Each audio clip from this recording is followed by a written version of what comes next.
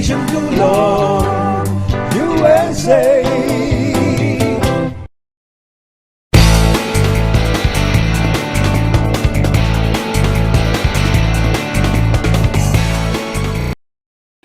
And you're on. Maraming salamat mga ka-Pilipino at mga ka-OFW. Kumusta po kayo?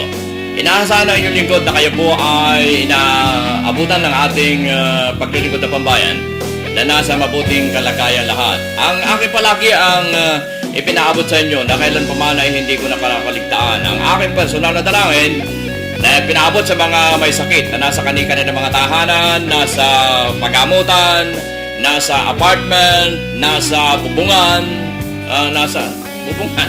Iba naman nasa bubungan. Bakit? Sa disyerto. Ayan. Kayo naman, oh. Kung si Calpito pinakikilala pati yung bubungan. Ano, naninilip? At sana iigi na kayo sa inyong mga karamdaman upang manumbalik ang dati po ninyong kalusugan.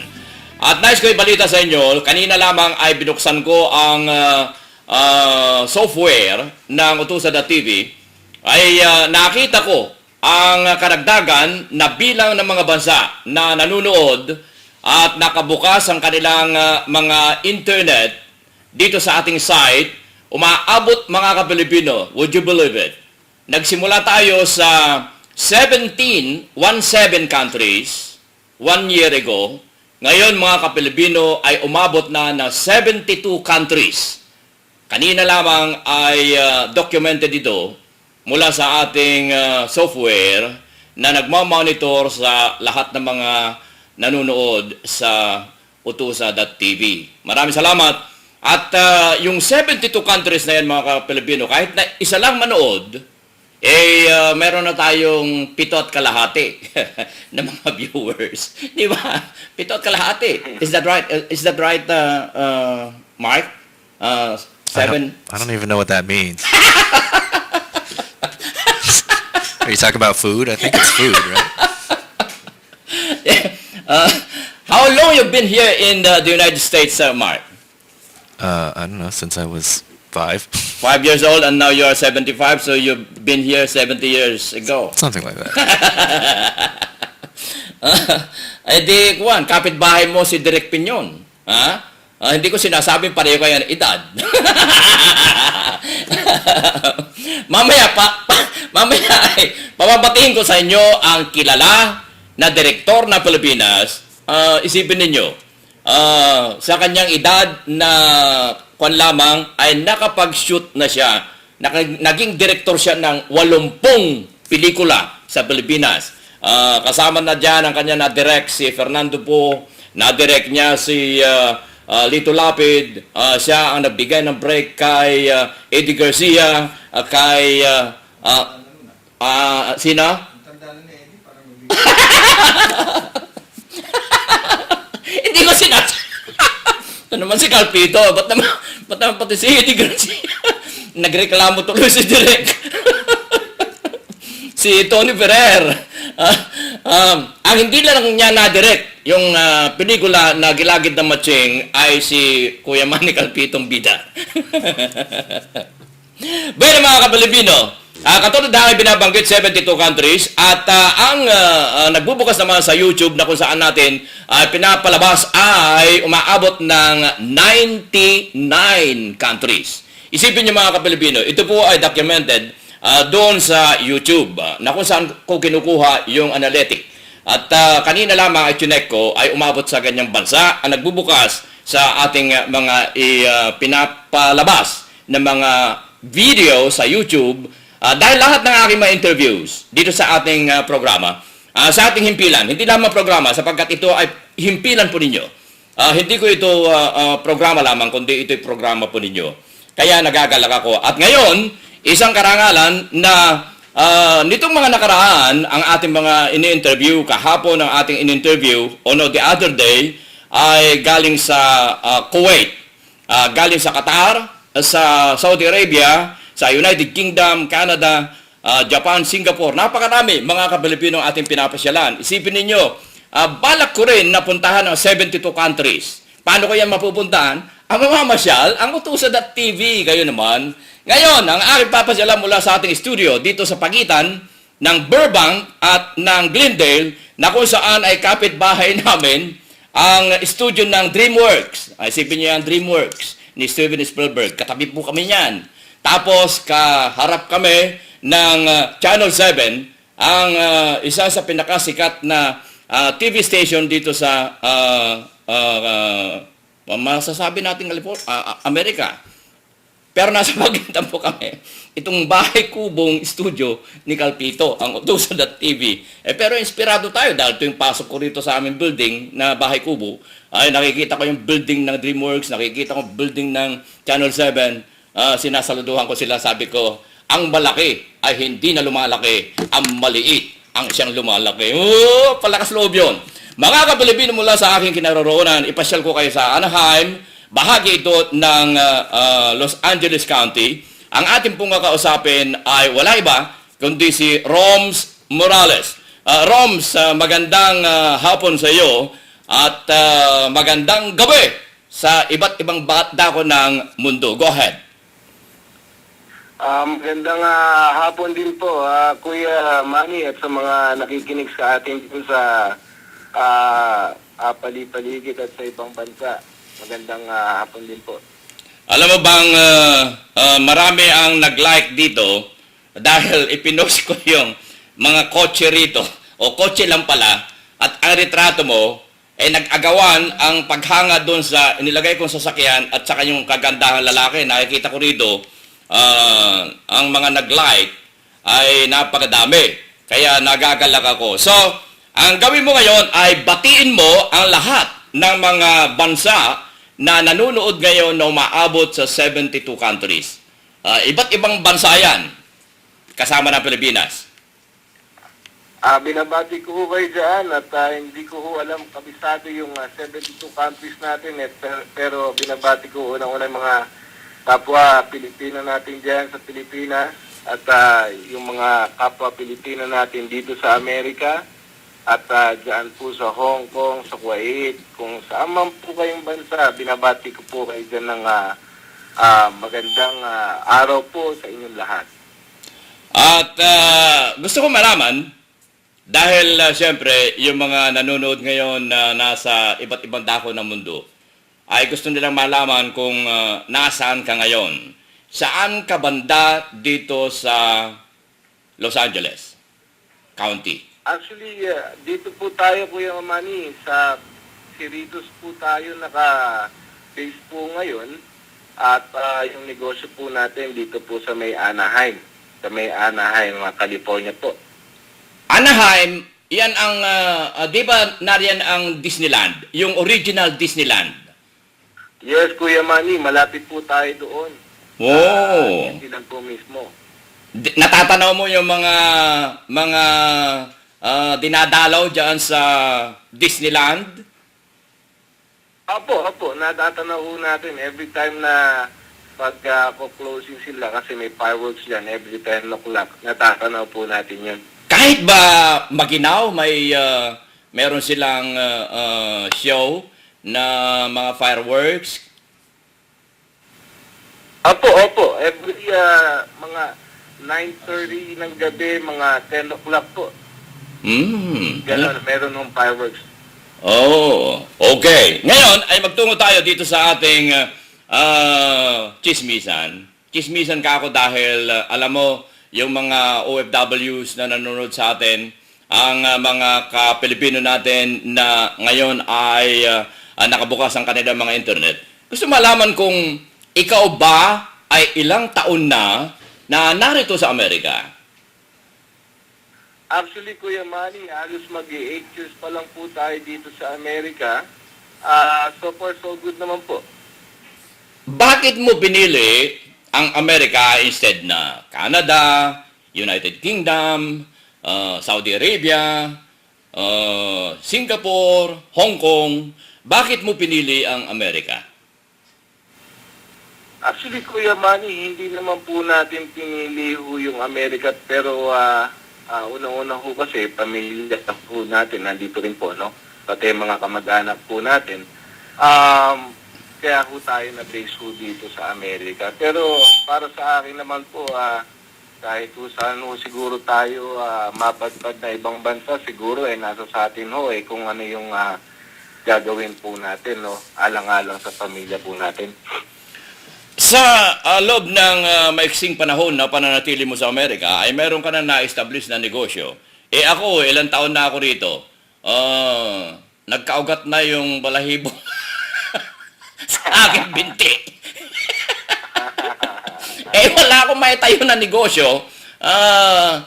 Sabi ko nga kay Direk, kunin na lang niya ako artista sabi niya, gwapo ka masyado. Sobra. Baka mapagkabalan ka. So, sa loob ng maiksing panahon, ay meron ka ng negosyo. Ano ang sikreto para sa ganun ay magkaroon din kami ng negosyo dito sa Amerika? Alam mo, magkaroon ka ng negosyo sa Amerika, that's something. Napakahirap sumingit dito sa ang sabi nga nila, pagka ang business mo ay nakalusot sa Los Angeles, ay lusot ang business mo anywhere in the world, hindi lang anywhere in the country. Kasi ito ang pinaka basis at pinaka ang tawag diyan ay parang sampling ng negosyo. Ano ang sikreto mo? Actually, Kuya Manny, wala po siguro sikreto, pero ang masasabi ko lang po, kung hindi nyo ko natatanong, mga kababayan din, no po. Tayo po ay simula pa lang po dyan sa Pilipinas at meron na po tayong negosyo po dyan dati, yung mga, since actually when I was 12 years old, yung family business po natin dyan is for, we're building cars actually. So from there, after that, nagkaroon na po tayo ng used car din po dyan sa Pilipinas. And then, after 2004, 2005, pumunta po tayo dito at nagkaroon po rin tayo ng chance na magkaroon po ng negosyo po dito sa Amerika. May kinalaman din. May kinalaman din sa cars. Yes, Kuya Manny. Aba, kailan mo sinimulan to? Dahil ang pagtungo dito sa Amerika, napakahirap tuntunin ang field na gusto mo. Ikaw ay napuntahan mo kaagad ang field na punong-puno ka ng karanasan sa Pilipinas. Noong ba dumating ka rito agad na nakapagsimula ka ng negosyo hinggil sa cars? Actually, Kuya Manny, hindi po. Alam niyo naman po dito sa Amerika, kailangan po medyo nagdadaan tayo talaga sa proseso, no po. Bago ho ako nagkaroon ng dealership po dito sa Amerika, namasukan po tayo, Kuya Manny, sa malaking dealership po dito sa Toyota po. Naging, so far, naging manager na rin po tayo ng Toyota. And then from there, nung nalaman na natin po ang mga proseso po dito, tsaka po tayo nagtayo ng dealership po natin. Ito bang itinayo mo na dealership, ilang taon na ongoing itong iyong business na ito? Actually, sa ngayon, Kuya Manny, we're doing good. We do have a sales force right now, which is we're dealing exporting cars right now, and also we're doing selling cars for brand new and used car. And also, we do have a sales force, which is InfoCars Broker. They're the one who's giving us opportunity to sell the car to these people. So, they're really professional people, actually. Magaling po sila. So, yung sales force po natin, napaka-professional. Wala pong hagel sa prices.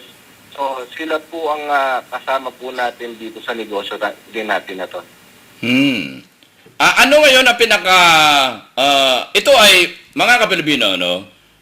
Ako ay nais na malaman, maging ang ating mga ka-OFW, na kung ano ang pinakamabili na sasakyan ngayon sa iyong karanasan.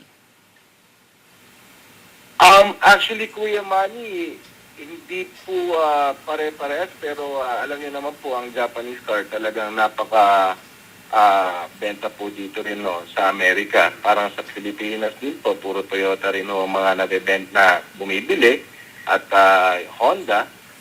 But it depends po minsan sa mga client po natin kasi mga client po natin na meron tayong mga doctors, nurses, iba-iba din pong lahi minsan yung mga natutulungan natin, Kuya Manny, hindi lang po rin Pilipino, meron po rin mga Chinese, Iranian, Indian. So, actually, we're doing good on the business, Kuya Manny, sa ngayon, no? But on the cars, we can sell Mercedes-Benz, BMW, Toyota, Honda, mga Porsche, and also we can go in exotic cars too, like mga Ferrari, Lamborghini. So it's we do have a lot of inventories actually. Ang iyong ipinagbibili ba ngayon ay brand new o used cars? Ang tawag sa Pilipinas sa used cars ay second hand. Dito sa Amerika, ang tawag po namin dyan ay used cars. Alin ang mas maraming inventory ka ngayon? Brand new or the used cars? Sa ngayon, Kuya Manny, madami tayong brand new. Pero madami din po tayong selection po sa mga used car. Madami rin po. Ang nandito sa aking picture ay isang Porsche yata ito, o isang Mercedes, at isang FJ Cruiser. Kakilala ko yan. Yung FJ Cruiser na yan, Kuya Manny, kilala mo yan. Panical piso po ang bumili niya. Natulungan din po natin yan. Bidang-bida yung... hindi yan yung mismong sasakyan ko, mga Kapilipino. Pero ganyan-ganyan naman. Kayo naman eh. Kaya ang kumpanya namin, nakabili niyan dahil kay Roms. Siya ang tumulong sa amin. Yan ay hindi ko binili. Binili ng aming kumpanya yan. Kaya pinagmamalaki ko ang aming company. At pinagmamalaki ko si Roms. Ay, huwag niyo sabihin na ako'y malakas kay Roms. Ngayon, sa katunayan, no, isang araw lang kami nag-usap niyan. At nung pick upin namin yung sasakyan, hindi nga kami nag-usap eh. Ang kinakausap ko yung misis yata niya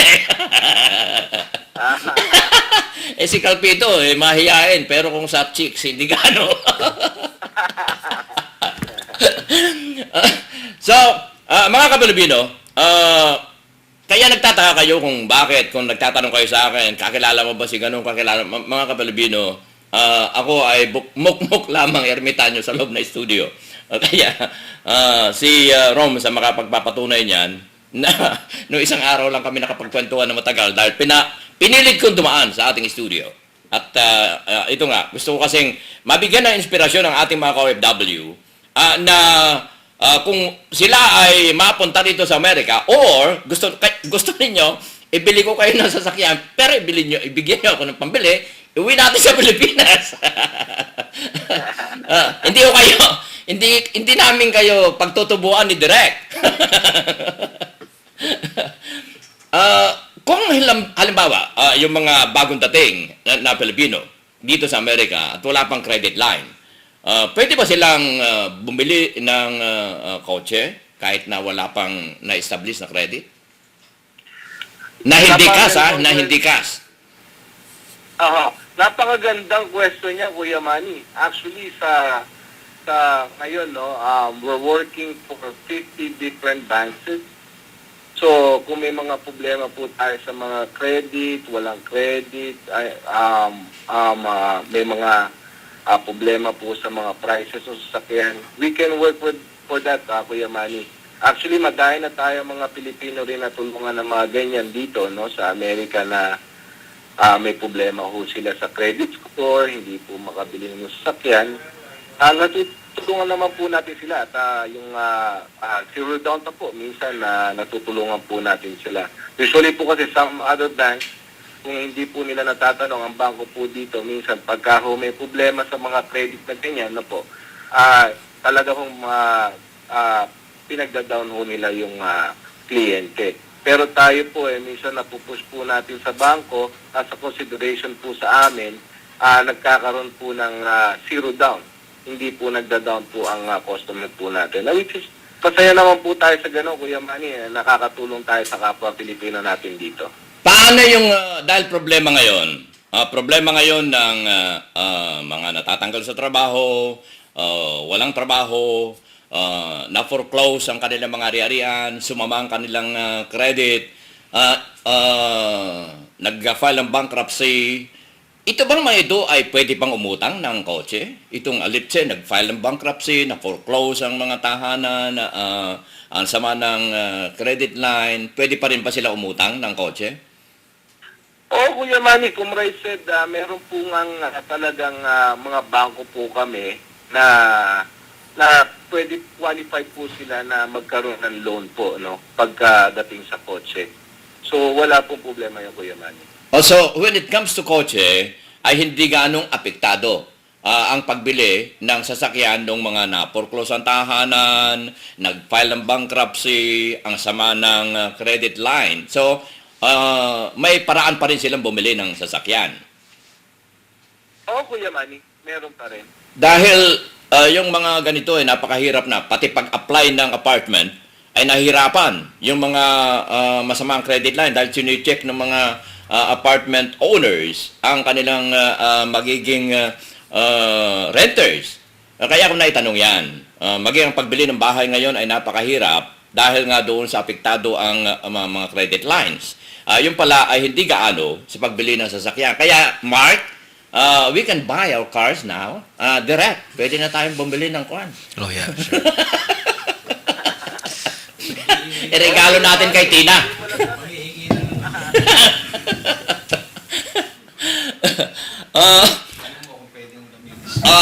Direk, halika rito. Si Direk Pinyon ay iayain ko nga rito. Para sa ganon ay mga Kapilipino, yung mga Nakikita ba ako? yan. Nakikita ka dito. Yan.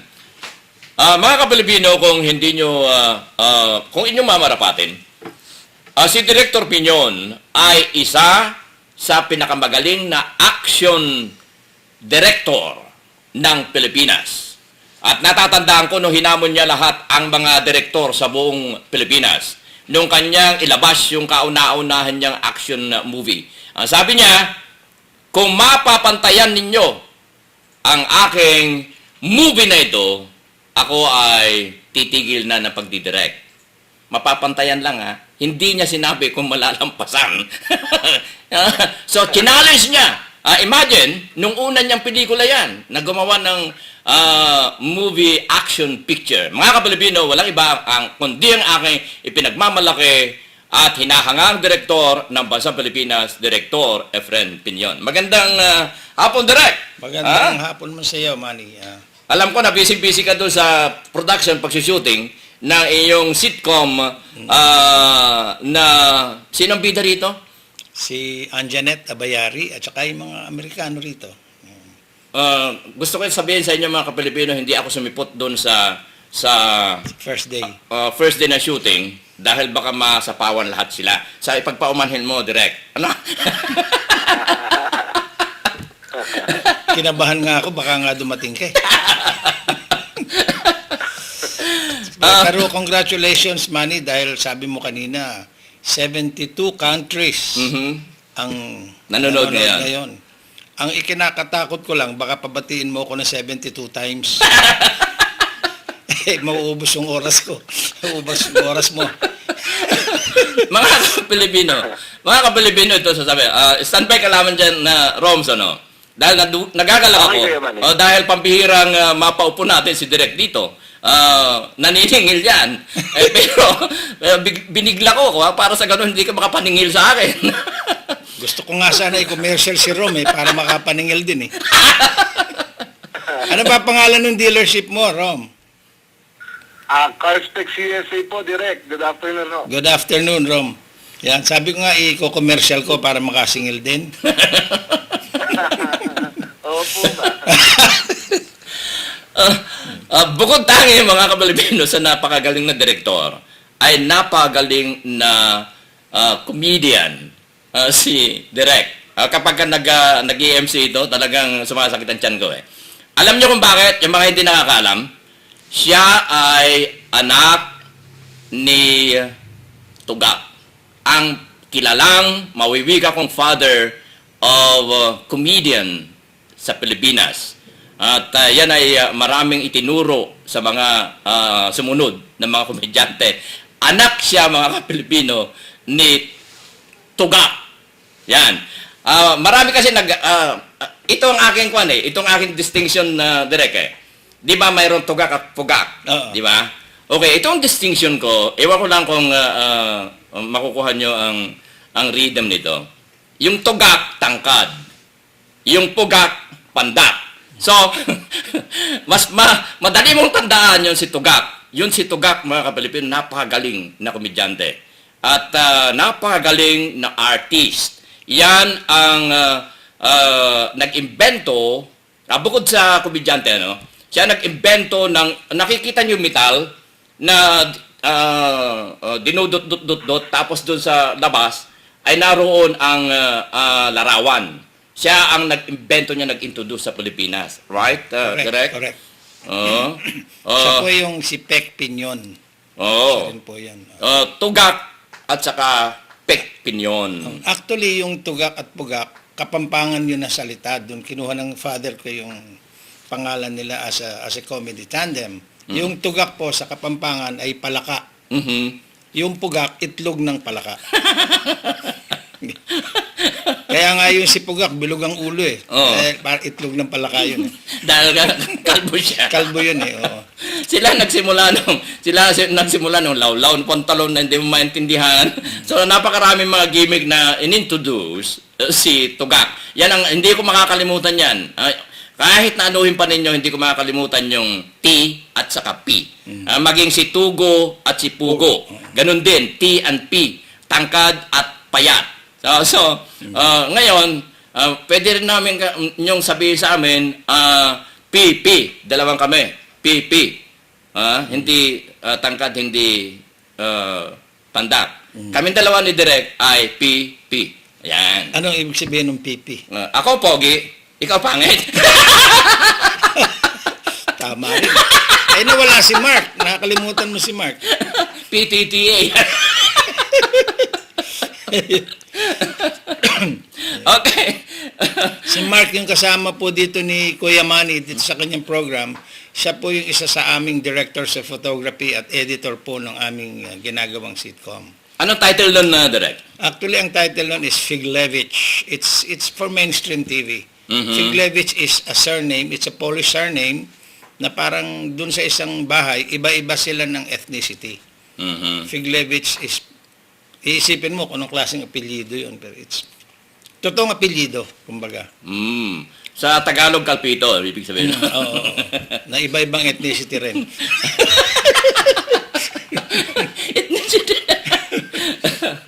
Alam niyo mga Kapilipino, si Direk ay may pagmamalaki ko yan dahil nakasama ko na yan noong 2004. Di ba sinasabi ko sa inyo na ako ang kauna-unahang nag-imbento na internet television station. Noong 2002, nag-eksperimento na ang inyong lingkod. Nung makita ko ang image, ay agad kong tinawagan si Direk. Direk, ikaw mag-direct sa aming istasyon. Kaya magkasama kami ng 8 buwan. 8 buwan tayo magkasama noon, ano? Kaya naman ako kinuha ni Kuya Manny. Akala niya mapapaganda ko siya sa TV. Hindi ba nagreklamo si Fred Galang? Nagreklamo, sabi niya, nung maging guest natin, sabi niya, ikaw pala yung mandaraya, Kuya Manny. Bakit ba sa TV napakagwapo mo? Bakit ngayon ay kwan? Hindi na magpatuloy. Natatandaan ko yung dialogue na yun ni Fred Galang, yung famous awardee nung maging guest natin. Punta tayo doon sa pamimili ng kotse. Baka sakali makalibre tayo. Ngayon ganito, Ron, meron akong itatanong lang sa iyo, pwede?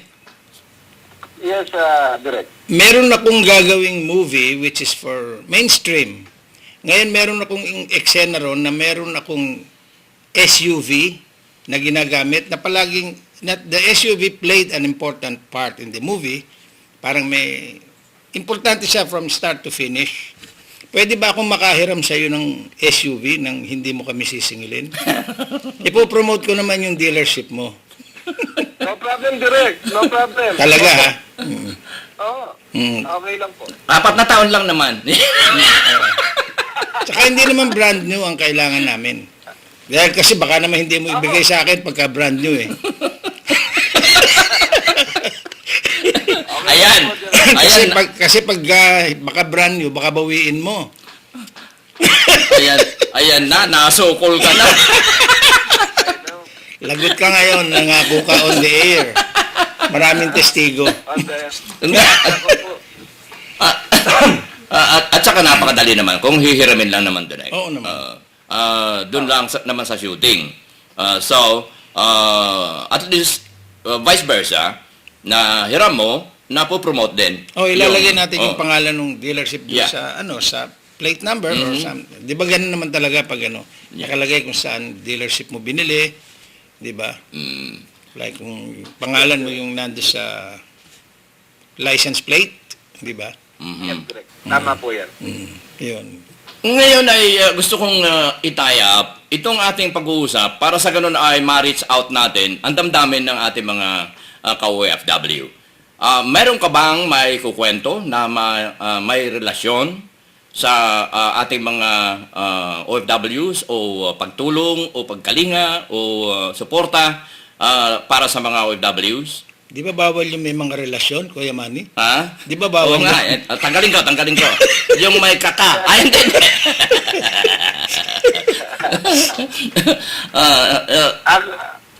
Actually, Kuya Manny, meron naman po, katulad ng utusan po sa atin po, medyo nakakatulong din po tayo. Tsaka po yung libro nyo, Kuya Manny, bumili na ako.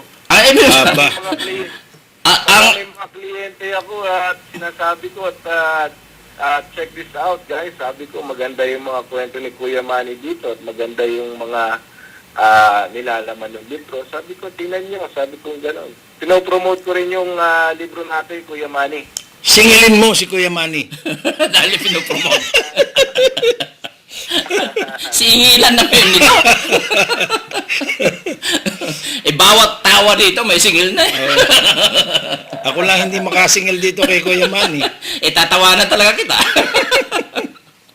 So, saan mo binili yung libro ng Hula Hoop, Invention, Recipe at iba pa?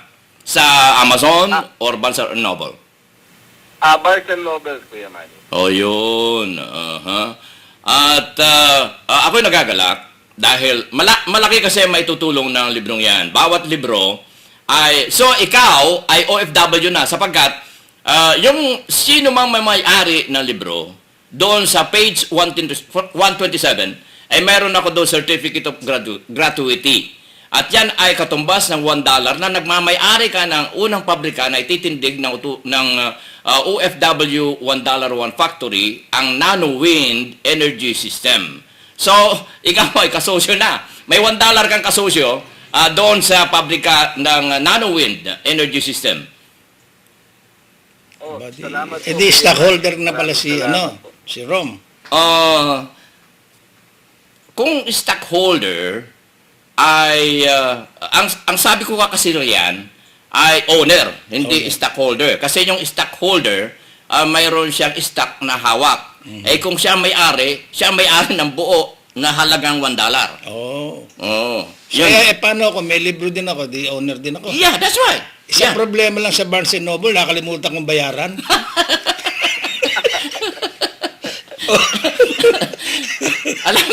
Alam nyo, mahirap talaga ang buhay. Nitong apektado talaga itong financial crisis ng global na ito. Puro na lang sihilan, puro na. Nakalimutan. Kaya pala hinahabol ako nung titinda sa Barnes & Noble. Akala ko basta kukunin lang.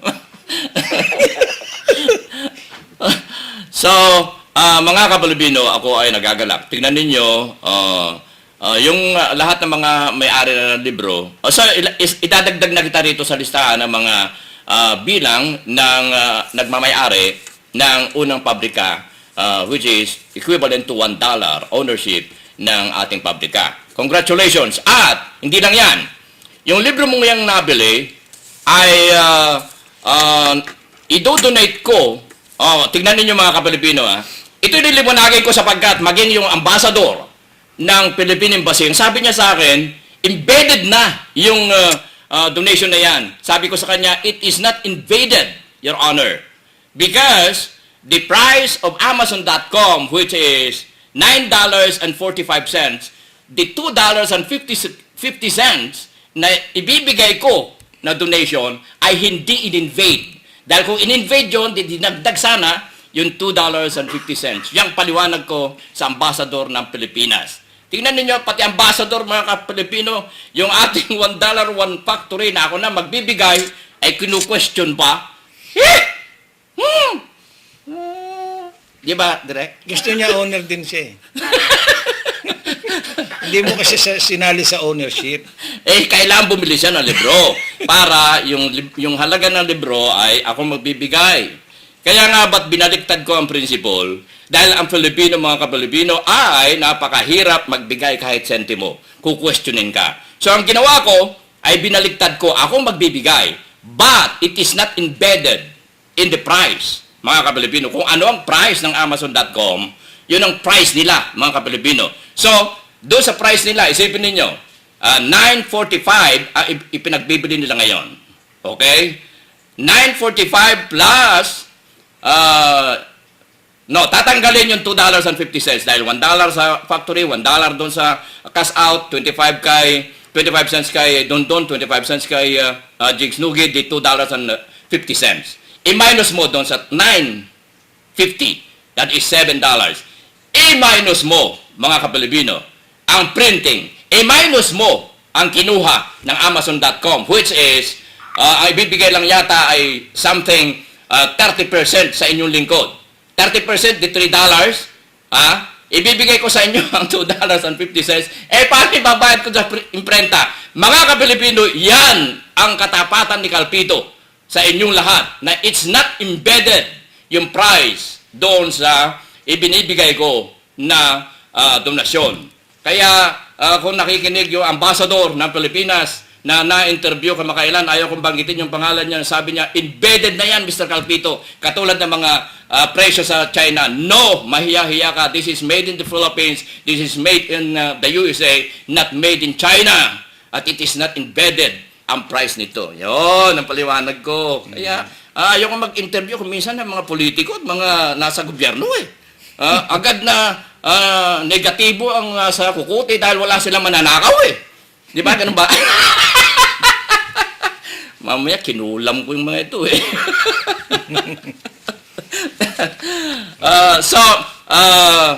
Para sa mga gustong mag-avail ng pagtulong ng kung paano makakuha ng sasakyan kahit na sira ang credit o kaya bago na dating sa Pilipinas, nasa iyong pagkakataon para sa ganun ay ipanawagan mo, explain mo kung paano natin ito matutulungan. Roms, go ahead.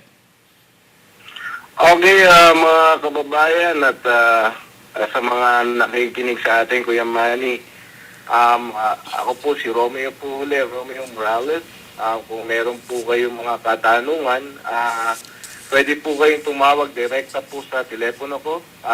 My number is 626-244-4262. Matutulungan ko po kayo kung ano po ang problema nyo sa kotse, credit, presyo po ng kotse. Just let me know. We'll be more happy to help you. And po Mariset, lahat po ng mga sales force po natin at mga tumutulong po sa atin ay mga professional po, magagalang at tutulungan po kayo hanggat sa makakaya po nila. Also, meron po rin tayong Facebook sa Carspecs USA /Facebook. O kaya po direkta po sa Facebook ko is Roms Morales po. So, yun po Kuya Manny. At kung may mga katanungan po sila, ako na po bahala Kuya Manny. Tulungan na lang po natin yung mga kapwa Pilipino po natin. Ang hindi mo nabanggit ay yung mismong address ng yung iyong negosyo. Pangalan. Pangalan at saka yung address. Carspecs USA po. Located po kami dito sa may Anaheim. It's 12805 West Lincoln, Anaheim, California. Ano to? West Lincoln Street Avenue? Lincoln, Yes. West Lincoln. Western Lincoln. West Lincoln Avenue Street or what? Yes, Avenue. Avenue. Malapit na yan sa Disneyland. Oh, yan. Kumusta mo kay Mickey Mouse, ha? Opo. Yan mga kabalibino, ano, ha? At ako'y nagagalak dahil yan kay Pala na i-explain natin dahil marami ang mga hindi nakakaalam na yung mga gustong bumili ng kotse kay used, kay bago ay dahil sa natatakot sila, nahihiya, na napakasama ang kanilang credit kay Pala ay mayroong pagkakataon, mayroong paraan, lalo-lalo na sa pagtulong ng kapwa natin mga Pilipinong nariyan. Okay, yeah. Okay, thank you very much, Roms. Direk, maraming salamat sa inyong pagdalaw sa studio. Para sa iyong pamamaalam sa ating mga 72 countries na nanonood ngayon, go ahead, Roms, nasa iyo pa rin ang pagkakataon. Maraming salamat po, Kuya Manny. Maraming salamat po sa inyong lahat. Salamat po, Direk. Welcome. Mga kapalibino, thank you very much, Direk. Maraming Thank salamat you very po. much for Okay. having me. At, Thank you. at good luck doon sa sitcom na first episode na inyong sinushoot. Ano ha? Salamat. Mga kabalibino, ang inyong napakinggan, napanood, dalawa ang aking naging guest for today, si Roms Morales at siyempre ang ipinagmamalaki nating direktor ng Pilipinas, si Direktor Efren Piñon. Ang inyong kagapay sa hirap at ginhawa, ang inyong Kuya Manny Calpito po nag-iiwan ng pagkain kaisipan, ang utang na loob ay hindi dapat nabayaran sa halip ito ay pasa. Sa inyo lahat, maraming salamat at mabuhay.